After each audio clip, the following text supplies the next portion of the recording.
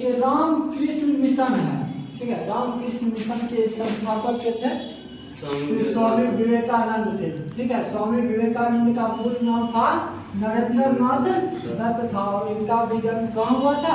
कलकत्ता में हुआ था, ठीक है।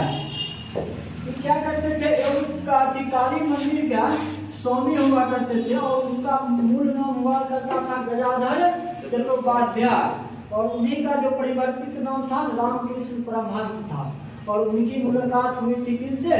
स्वामी विवेकानंद से और वहीं उनका प्रथम गुरु हुए और जो शिक्षा प्राप्त हुआ उस शिक्षा का प्रचार प्रसार करने के लिए पहला धर्म सुधारक व्यक्ति हुए जो पूरा भारत को घूम घूम कर प्रचार प्रसार कर रहे थे। इसीलिए स्वामी विवेकानंद को तूफानी साधु भी बोला जाता है। क्या बोला जाता है? तूफानी साधु भी कहा जाता है। इसी धर्म प्रचार करने के लिए अपना गुरु का आदेश के पालन करने के लिए राजस्थान गए थे, प्रचार प्रसार करने के लिए। राजस्थान के क्षेत्रीय राजा हुआ करते थे अजीत सिंह हुआ करते थे और अजीत सिंह ने इनका नाम चेंज करके क्या रख दिया? स्वामी विवेकानंद रख दिया है। और वहाँ के बाद इन्हीं के अथी पर गए थे 1893 में प्रथम विश्व धर्म सम्मेलन में भाग लेने के लिए। कहाँ? शिकागो गए थे। शिकागो किस झील के किनारे है? तो मिशिगन झील के किनारे है। कहा जाता है सितंबर 1893 में और इनकी भाषण को द न्यूयॉर्क हेराल्ड पत्रिका में बहुत बढ़िया से छापा था।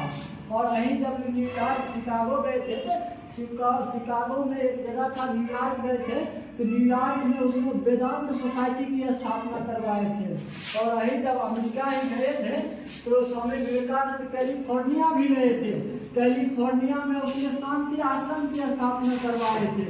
और उसके बाद कहा जाता है 4 साल घूम फिर करके जब भारत वापस आए 1897 में तो अपने गुरु के नाम पर मिशन की स्थापना किए, रामकृष्ण मिशन। और इनका मुख्यालय पहले कोलकाता के बेंगलुरु में स्थापित किया गया और दूसरा अल्मोड़ा में स्थापित किया गया है।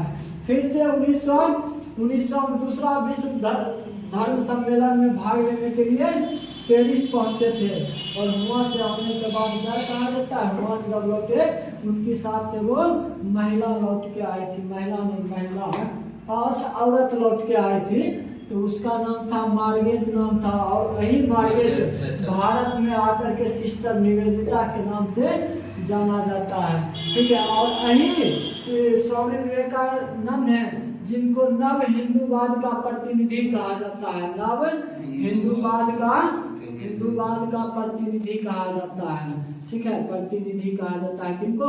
स्वामी विवेकानंद को, ठीक है। महाराष्ट्र का सुकरात जैसे कहा जाता है, यानी पश्चिमी भारत के पुनर्जागरण का पिता कहा जाता है।